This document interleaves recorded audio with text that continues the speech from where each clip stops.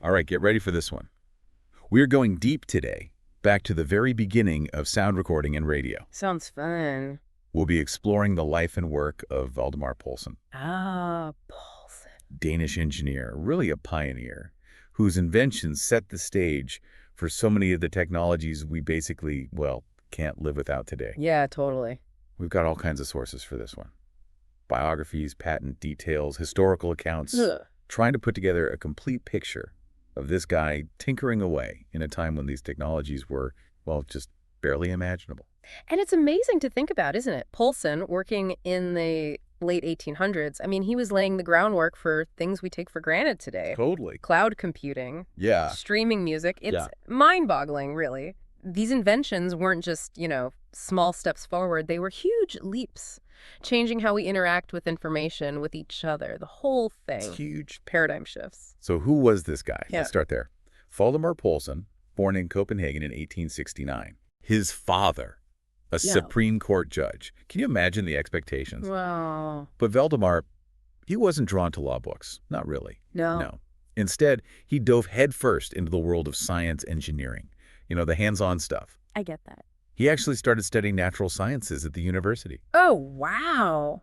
But he ended up leaving. Really? Yeah, to really dive into inventing. Makes sense. I mean, it's almost like he knew, right? That formal education, it wasn't enough for the kind of ideas he had. Like, he had to get out there and build an experiment, bring his own vision to life. Absolutely. And that vision led him to create something truly groundbreaking in 1898. The telegraphone. Okay, the telegraphone. Now think about this, right? This is way before tape recorders, before digital audio, before anything, anything, resembling how we record sound today. Yeah, it's hard to even picture. But Poulsen, he figures out a way to capture sound on a magnetized steel wire. It's wild, isn't it? This invisible force, magnetism. Totally. He uses it to store something as fleeting and delicate as sound. I'm trying to wrap my head around that. How does a piece of metal actually capture a voice and then play it back? Well, it's actually pretty simple when you get down to it. Elegant, even. So the telegraphone used an electromagnet. Okay, and as this steel wire passed by, the electromagnet would magnetize it. Now, the electrical signal from a microphone, that would change the strength of the electromagnet, Okay. creating this unique magnetic pattern on the wire. Got it. And to play it back, another electromagnet, often the same one, would basically read those magnetic fluctuations, convert them back into an electrical signal. Then you amplify that, send it to a speaker, and boom, you're hearing a recording. Amazing. And we can actually listen to this early tech today, right? Hear it in action. You bet. Poulsen, always a bit of a showman, he took his telegraphone to the 1900 Paris Exposition. Wow. And get this, he recorded the voice of Emperor Franz Joseph of Austria. The Emperor? No way. Yeah, and that recording, it still exists. It's believed to be the oldest surviving magnetic audio recording. Imagine that, hearing a voice from over a century ago, all thanks to a thin strand of wire. Gives me chills just thinking about it. I bet. So they had this amazing invention that could capture sound. But what did people envision using it for back then? Was it just a cool trick, or did they have bigger plans? Oh, they had big dreams for the telegraphone. I mean, dictation, answering machines for telephones. They even imagined these telephone newspapers. Telephone newspapers. What does that even mean? The idea was to broadcast news and announcements over telephone lines. They were already thinking about ways to use this technology to totally transform communication. It was like they were right on the edge of a revolution. Wow. So what happened? Why didn't the telegraphone become this everyday device they imagined? Well, there were a few roadblocks, honestly. First, it was kind of complicated to use. I can see that. Especially compared to later inventions like the phonograph. Much simpler. And second, the recordings, they were just too quiet. They needed amplification. And vacuum tube technology, the thing that would eventually provide that amplification, well, it just wasn't there yet. Still in its early stages. So even though it had all this potential, it was just a bit ahead of its time. Exactly. But the big takeaway here, I think, is that Poulsen, he planted a seed with this telegraphone. He proved that magnetic recording was possible. And that idea, even if it didn't take off right away, it would eventually change the world. It's like he invented the concept more than the actual practical device, setting the stage for other inventors to come along and build on his work. Right, exactly. But Poulsen, he wasn't done shaking things up. He set his sights on another big emerging technology. Oh, yeah. Radio. Interesting. And that's where things get really, really interesting. So we're moving from sound on a wire to sending it through the air. Radio. Now, this is where things get really mind-blowing. Right. This is the Wild West of radio. We're talking the very early days. Absolutely. It was a brand new frontier. And back then, the main way to transmit signals was using spurt gap transmitters. Basically, they produced these bursts of radio waves. Okay. Great for Morse code. Yeah, dots and dashes. But not much else. Not very nuanced. Not for voices or music. No, not at all. So Poulsen comes along and invents something completely different. Okay, I'm on the edge of my seat. The Poulsen arc transmitter. The Poulsen arc transmitter. What's so special about that? It was revolutionary because instead of these short bursts, the arc transmitter produced continuous radio waves. Okay, I see where this is going. It was a game changer. Think of it like switching from a flickering candle to a steady beam of light. A much better signal. Exactly. And that continuous wave, that's what you need to transmit complex sounds. Like music. Voices. All those subtle variations and nuances, they need a smooth, steady wave to carry them. Poulsen made that possible.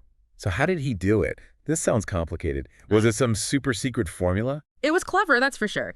He started with something called a singing arc.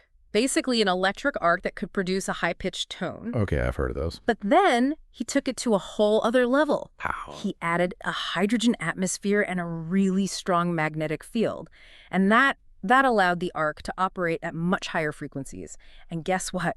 That's how you generate those continuous waves that are perfect for transmitting audio. Wow. So it's like this, right? We have the telegraphone showing Poulsen's mastery of magnetism. Yeah. And now the arc transmitter showing his incredible understanding of radio waves. It's like he was playing with these fundamental forces of nature. He really was. And the impact of the arc transmitter, well, it was huge.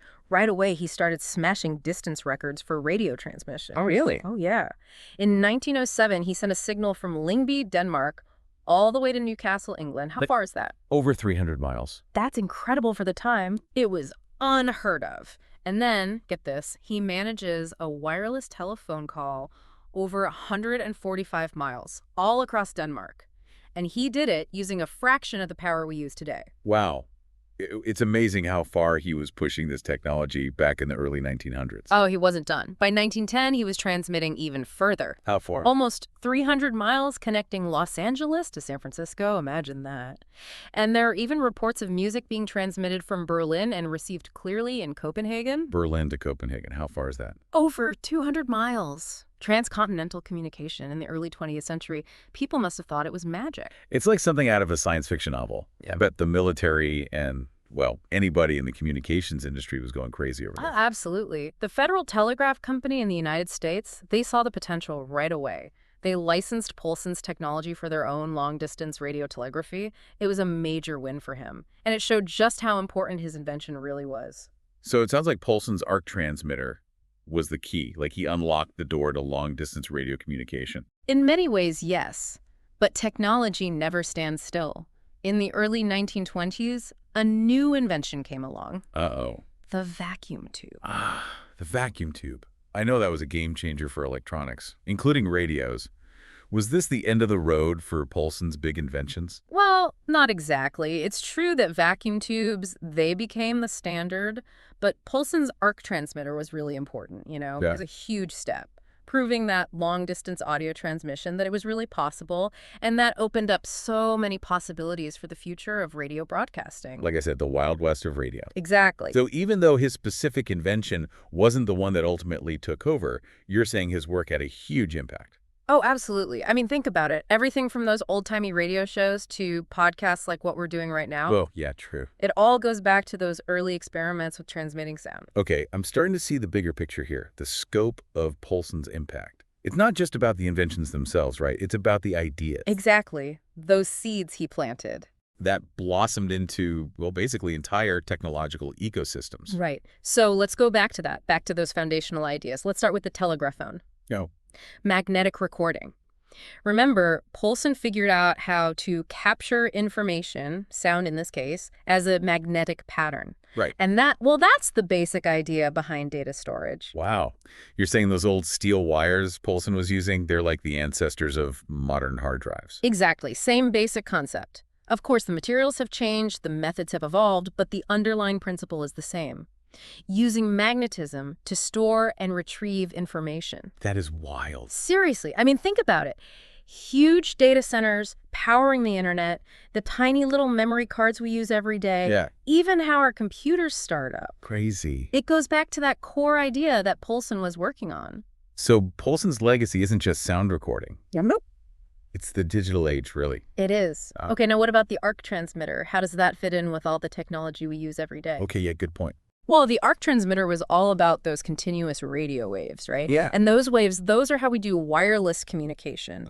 Wi-Fi, Bluetooth, cell phone networks, they all use radio waves to send information through the air. So you're telling me when I'm watching a video on my phone or connecting to Wi-Fi, Yep. I'm basically using the legacy of Valdemar Poulsen. You are. His work with the arc transmitter, it helped make all of that possible. It's almost like he opened up a whole new dimension for communication. He did. And we live in it now. Wow. Okay, so I get it. Poulsen's impact, it's massive. Yeah. And it's not just about the inventions themselves. It's about those fundamental ideas he had, the ideas that led to so much more. Totally. And you know what's interesting? Right. Those two inventions, the telegraphone and the arc transmitter, they might seem separate, but they're actually connected. Wow. Think about it. Poulsen was fascinated by these invisible forces, magnetism, radio waves, and he was able to harness them to do some really incredible things. Yeah, it's like he was a magician or something. But beyond the technology itself, the inventions and all of that, what are some of the bigger lessons we can learn from Poulsen's story? Well, for one, he never gave up.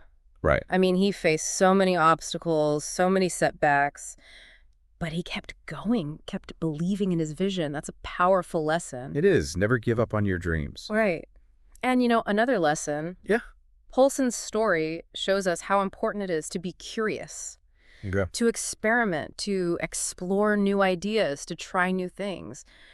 That spirit of inquiry, that's what drives real progress. That's a good one. Never stop learning.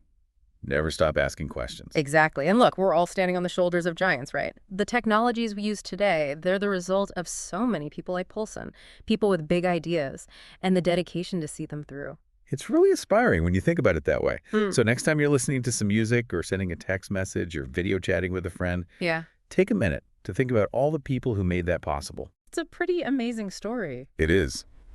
Well, that's it for our deep dive into the life and work of Valdemar Poulsen. I really learned a lot today. I hope you did too. Until next time, keep exploring, keep asking questions, and keep diving deep.